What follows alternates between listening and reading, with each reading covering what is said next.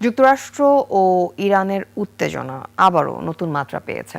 টানা দ্বিতীয় দিনের মতো ইরানে হামলা চালিয়েছে মার্কিন বাহিনী। হামলার পর কড়া হুঁশিয়ারি দিয়েছেন প্রেসিডেন্ট ডোনাল্ড ট্রাম্প। পাল্টা জবাব দিয়েছে Islamic Revolutionary Guard Corps IRGC।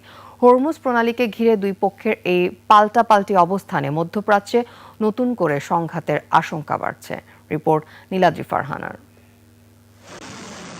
দ্বিতীয় দিনের মতো ইরানের বিভিন্ন স্থাপনায় হামলা চালিয়েছে যুক্তরাষ্ট্র। এবার লক্ষ্যবস্তু ছিল সিরিক, বান্দার-ই লেঙ্গেহ ও ক্যাশম দ্বীপ। মার্কিন সেন্ট্রাল কমান্ড জানিয়েছে হরমুজ প্রণালীর আশেপাশে 10টি ইরানি সামরিক লক্ষ্যবস্তুতে যুদ্ধ বিমান দিয়ে হামলা চালানো হয়েছে। মার্কিন প্রেসিডেন্ট ডোনাল্ড ট্রাম্প দাবি করেন, যুদ্ধবিরতি লঙ্ঘনের জবাব হিসেবে এই হামলা চালানো হয়েছে। ক্ষেপণাস্ত্র ও ড্রোনের গুদাম এবং উপকূলীয় রাডার স্থাপনা লক্ষ্য করে হামলা হয়েছে। একই সঙ্গে তিনি সতর্ক করে বলেন, প্রয়োজন হলে যুক্তরাষ্ট্র সামরিক অভিযান আরও জোরদার করবে।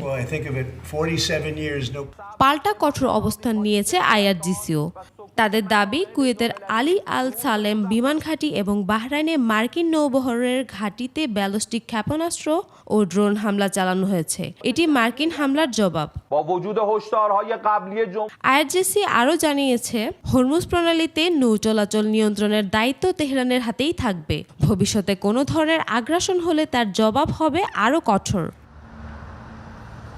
এদিকে সম্ভাব্য ক্ষেপণাস্ত্র ও ড্রোন হামলার আশঙ্কায় বাহরাইনে আবারও সতর্কতামূলক সাইরেন বাজছে। কুয়েত জানিয়েছে, ক্ষেপণাস্ত্র ও ড্রোনের সম্ভাব্য হুমকি মোকাবেলায় তাদের আকাশ প্রতিরক্ষা ব্যবস্থা সক্রিয় রয়েছে। ফলে মধ্যপ্রাচ্যে নতুন করে বড় ধরনের সংঘাতের শঙ্কা আরও জোরালো হয়েছে। Niladri Farhana, desk report, 21 television.